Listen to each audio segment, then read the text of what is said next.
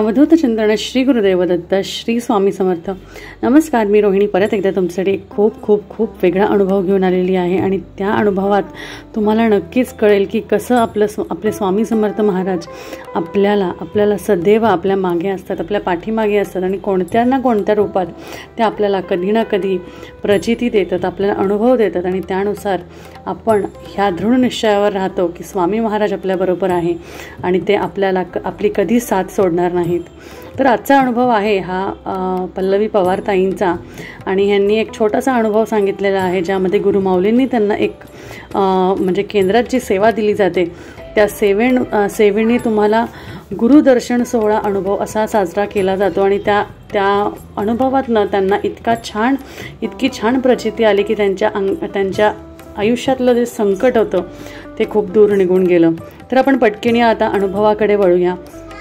त्या ताई म्हणतात, श्री स्वामी समर्थ, मी पल्लवी पवार माझा छोटासा अनुभव सांगते की मी पहिल्यांदाच श्री स्वामी समर्थ सेवा कामोठे केंद्र मधून रात्र सेवेसाठी गेले होते। माझे मिस्टर 1.5 वर्षापूर्वीच कोरोना काळामध्ये गेले आणि आता मी आणि माझा 3 वर्षाचा मुलगा माझ्या आईकडे राहत होतो।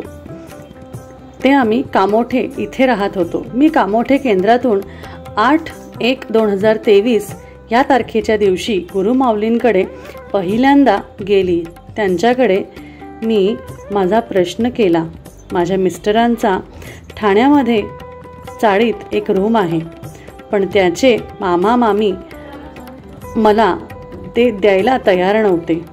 ते मला पेपरवर सही कर आणि ते आम्हाला देऊन टाक असं मला सारखं म्हणत होते, असे सांगत होते, पण मी सही त्यांना कधीच दिली नाही। त्यानंतर मी गुरुमाऊलींकडे माझा प्रश्न केला की माझ्या मिस्टरांची रूम मला मिळू दे। त्यांनी मला सेवा दिली आणि त्या सेवा मी करायला लागले। मी खूप टेन्शनमध्ये होते, पण गुरुमाऊलींची दिलेली सेवा करायला लागल्यापासून मला थोडासा विश्वास झाला की नक्कीच काही ना काही वेगळं घडेल।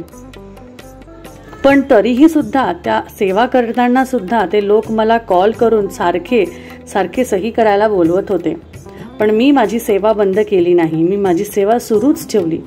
पण स्वामींच्या कृपेने मला त्याची प्रचिती आली आणि माझ्या मिस्टरांच्या दुसऱ्या नातेवाईकांचा मला कॉल यायला लागला आणि ते मला सांगायला लागले की तू सही अजिबात करू नकोस, ती तुझीच रूम आहे आणि ती तुलाच मिळायला हवी।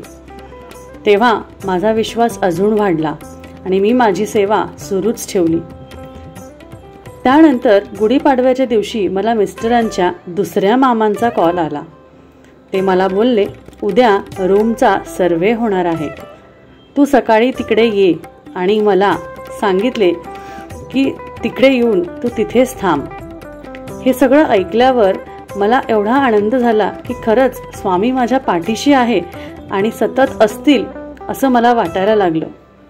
त्या दिवशी श्री स्वामी समर्थ महाराजांचा प्रकट दिवस होता। तो दिवस असतानाच मला एवढा मोठा आशीर्वाद स्वामींनी दिला की माझ्या मिस्टरांच्या चाळीतली रूमचा सर्वे झाला आणि माझ्या नावाने सर्व कागदपत्र जमा झाली। रूमला नंबर मिळाला, रूमला नंबर पडला आणि हे खूप मोठे काम माझे स्वामींनी पूर्ण केले आणि ते मार्गी लावले। यापुढे स्वामी माझे सगळे कामं नक्कीच करतील आणि मला तशाच संकटातनं नक्कीच बाहेर काढतील। त्यामुळे त्या ताई म्हणतात की आपण सर्व सेवेकरांनी मनापासून श्री स्वामी समर्थ महाराजांची सेवा ही नक्कीच करायला हवी। 100% अनुभव आपल्याला येतील आणि येतातच। त्यामुळे स्वामी महाराजांची सेवा करायला कधीच कोणी विसरू नका आणि स्वामींना असंच आपल्या बरोबर ठेवा। सर्वीकडे ते आहे असं लक्षात ठेवा आणि स्वामींची सेवा करत राहा। तर हा होता आपल्या ताईंचा अनुभव ज्यामध्ये त्यांनी त्यांचा स्वतःचा हा घडलेला अनुभव सांगितला आणि त्यांना त्यातनं प्रचिती मिळाली। मला असं वाटतं की या अनुभवातनं तुम्हाला सुद्धा काहीतरी कळालं असेल आणि तुम्हाला एवढं तर लक्षात आलंच असेल की स्वामी महाराज आपल्याबरोबर आहेत। तर तुम्हाला अनुभव नक्कीच आवडला असेल तर व्हिडिओला लाईक करा, शेअर करा आणि चॅनलला सबस्क्राईब करा। परत भेटूया श्री स्वामी समर्थ. जय जय स्वामी समर्थ.